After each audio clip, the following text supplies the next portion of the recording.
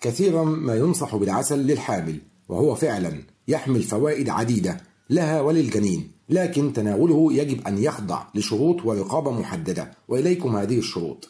تتساءل العديد من السيدات الحوامل حول مدى إمكانية تناول العسل وفوائده بالنسبة لها، ولكن في الواقع هناك ظروف محددة لتناول العسل خلال فترة الحمل.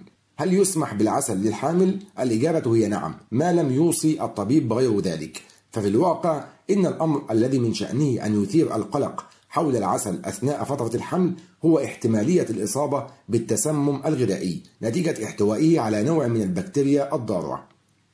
ومع ذلك فإن الجهاز المناعي للشخص البالغ قادر على محاربة هذه البكتيريا، كما أن المشيمة تعمل على منع دخولها إلى الجنين. لذلك فعلا يوصى بالعسل للمرأة الحامل.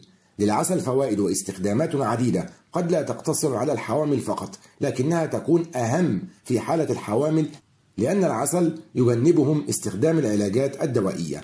يعزز من جهاز المناعة، فيحتوي العسل على العديد من مضادات الأكسدة بالإضافة إلى الخواص المضادة للبكتيريا، لذلك فهو يعزز من جهاز المناعة عند الأم. إن جهاز المناعة عندما يكون قويا للأم خلال الحمل هو أمر غاية في الأهمية، فهو يساعدها في محاربة ما قد تعاني منه من أمراض في هذه الفترة الحساسة، فيحمي الأم والجنين.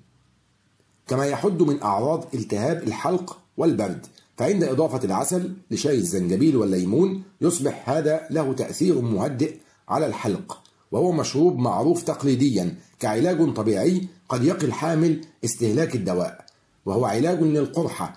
فقد أظهر الاستهلاك المنتظم للعسل كشفاء أسرع في قرحة المعدة لمرضى التهابات المعدة، وهو أمر شائع يحدث خلال فترة الحمل.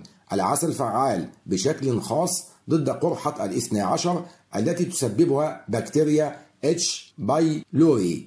هذه القرحة قد تكون خطرة جدا للحامل لأنها تؤثر على بطانة المعدة القريبة جدا من الرحم والجنين، كما يعمل على تخفيف الأرق. فيمكن أن يكون فنجان من الحليب الدافئ المحلى بالعسل علاجا مناسبا للحوامل الذين يعانون من الإجهاد والأرق خلال فترة الحمل، فهو يتمتع بخصائص مهدئة للأعصاب، كما يعمل على الوقاية من الحساسية. فبفعل وجود حبوب اللقاح في بعض أصناف العسل المحلية، فإن تناوله بشكل منتظم يحفز الجسم على بناء مناعة ضدها. إلا أنه إن كنت تعرفين أنك تعانين من حساسية حبوب اللقاح فيجدر بك مراجعة الطبيب أولا. والآن ما هي الكمية الموصى بها من العسل للمرأة الحامل؟ ببساطة الاعتدال هو الأمر الحاسم، فيكفيك من 3 إلى 5 ملاعق كبيرة من العسل في اليوم، بينما عليك الأخذ بعين الاعتبار أن هذا يعني 180 إلى 200 سعرة حرارية، فتحتوي الملعقة الواحدة على ما يقارب 60 سعرة حرارية، في حين يجب ألا تتجاوز كمية السكريات البسيطة خلال الحمل قيمة 10% من إجمالي السعرات الحرارية التي تساوي ما بين 1800 إلى 2400 سعرة للمرأة الحامل.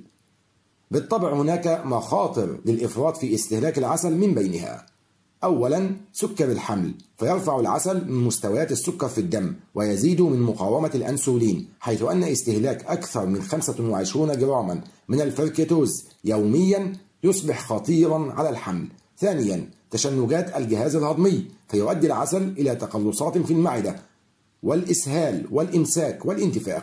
الإفراط في استهلاك العسل يجعل الجسم حامضيا، الأمر الذي يؤثر على الجهاز الهضمي ويبطئ من عملية الهضم أيضا. ثالثا زيادة في الوزن، فالعسل غني بالسعرات الحرارية، لذلك فمن شأن استهلاكه المفرط أن يؤدي لارتفاع في الوزن يصعب التخلص منه بعد الولادة. وأخيرا صحة الأسنان، إن السكريات تهدد صحة الأسنان، في حين يزداد الأمر أهمية عند الحامل لصعوبة المباشرة في علاج الأسنان خلال الحمل لعدم إمكانية التخدير.